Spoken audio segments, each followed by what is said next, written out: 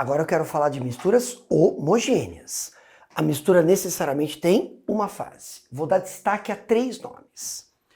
Evaporação. Eu estou pensando em um sólido e um líquido.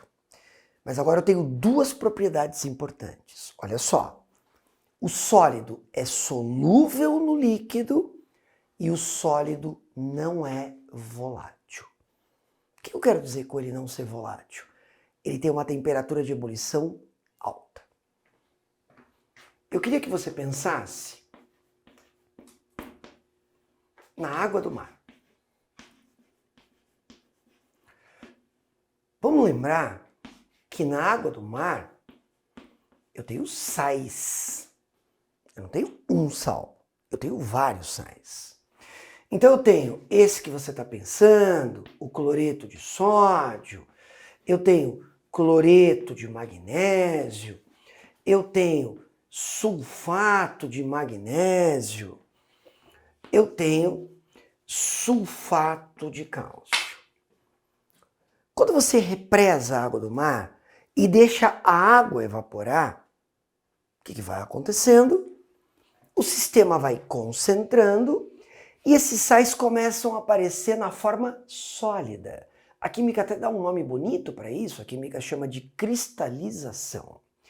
Como cada sal tem uma solubilidade diferente, eles cristalizam em momentos diferentes. Por isso que chama também cristalização fracionada. Agora, o importante para mim é a evaporação. Quem evapora não é o sal. O sal não é volátil. Quem evapora é o líquido, que no caso é a água.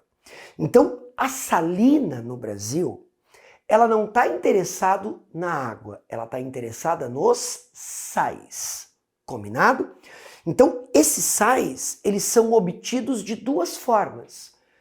A evaporação do solvente, ou seja, a saída da água, e o aparecimento de cada um desses sais na forma sólida, que a gente até chama de cristalização fracionada.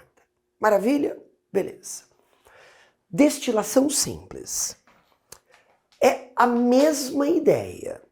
Eu novamente tenho um sólido e tenho um líquido. Só que agora eu tenho uma coisa super importante. Quem evapora está interessado no sólido. Quem destila está interessado no líquido. Pensa no nome, chama água destilada. Então eu vou destilar, por exemplo, a água do mar, não é porque eu estou interessado no sal, é porque eu estou interessado na água. Então, se eu destilar a água do mar, eu estou fazendo o quê? Eu estou fazendo uma dessalinização. Então a dessalinização da água do mar pode ser um tipo de destilação? Pode. O que eu faço? Eu aqueço a água do mar, o sal não vai evaporar, quem vai produzir vapor é o líquido, é a água. Aí eu tenho um trocador de calor, lembra? É um condensador. Eu esfrio o vapor.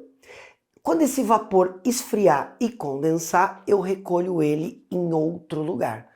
E eu facilmente consigo separar. Por exemplo, vamos fazer um desenho. Imagina que eu tenho uma caixinha cheia de água do mar. Aqui dentro tem um monte de água do mar. Aí eu começo a aquecer. Vamos imaginar que aqui eu tenho uma saída para o vapor. Ou seja, a água do mar está aqui, eu aqueço, o vapor vem, quente. Quando chega num determinado lugar, eu tenho o que eu vou chamar de um trocador de calor. O que é um trocador de calor? É alguma coisa que está bem fria. Quando esse vapor quente encontra alguma coisa bem fria, lembra que o calor vai sempre do mais quente para o mais frio? Então esse vapor, quando encontra alguma coisa bem fria, ele esfria.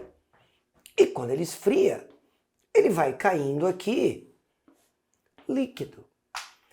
Quem vai ficar aqui dentro? O sal. Quem eu vou recolher aqui? A água. O que eu estou tirando da água? O sal. Por isso que isso chama dessalinização. Qual é a propriedade que está me permitindo separar? É o fato de que o sólido e o líquido têm uma temperatura de ebulição muito diferente. Quem vai ficar aqui dentro é sempre o sólido. E quem destila, quem produz vapor, é sempre o líquido. E a propriedade que está me permitindo separar, mais uma vez, é a diferença na temperatura de ebulição. Posso te dar uma dica? Como é que a gente pensa no ciclo da água que forma a chuva? Bom, a água aqui é líquida. Aí ela ganha calor e produz vapor. Concorda? Aí o vapor sobe, sobe. E num determinado momento, esse vapor condensa. E a água retorna para o estado líquido. Não deixa de ser um tipo de destilação. Combinado? Eu vou apagar aqui para eu falar para você um pouquinho sobre a destilação fracionada. Me dá um minuto. Agora eu quero falar sobre destilação fracionada. Duas coisas importantes. Eu tenho líquidos misturados, miscíveis entre si, mas que têm temperaturas de ebulição diferentes, volatilidades diferentes. Maravilha? Primeira coisa que eu preciso de você. Quem destila primeiro? Qual é a primeira substância que vai produzir vapor? Não tenho dúvida. O mais volátil. Se é mais volátil, é porque vai ter menor ponto de ebulição. Qual é o último a destilar? Ou seja, qual é o último a produzir vapor? O menos volátil. Portanto, aquele que tem maior temperatura de ebulição. Quais são os exemplos clássicos que aparecem aqui? Petróleo. Então vamos lá. Como é que eu separo a gasolina do óleo diesel, do querosene, da nafta, do GLP? Eu separo por destilação fracionada. Vamos lembrar que é um processo físico. Então eu tenho uma torre de destilação, eu vou aquecendo, olha em mim. Quem fica embaixo da torre? Os hidrocarbonetos mais pesados. Aqueles que têm cadeia carbônica maior. E por ter cadeia carbônica maior, tem temperatura de ebulição maior. Quem destila lá em cima? Os hidrocarbonetos mais leves. Aqueles que, por serem mais leves, têm interações mais fracas, são mais voláteis e, portanto, têm temperatura de ebulição menor. É comum ele perguntar na prova qual é a propriedade que está me permitindo separar a gasolina do óleo diesel, do querosene, do GLP, do gás natural. A propriedade, você podia falar a temperatura de ebulição, a volatilidade, a pressão de vapor, tudo isso a prova aceitaria. Um outro exemplo aqui é o ar que a gente respira.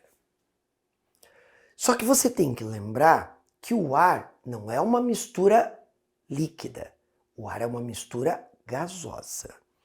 Então, quando aparecer o ar, como é que funciona? O que eu preciso fazer? Vamos lembrar que o ar é basicamente nitrogênio e oxigênio.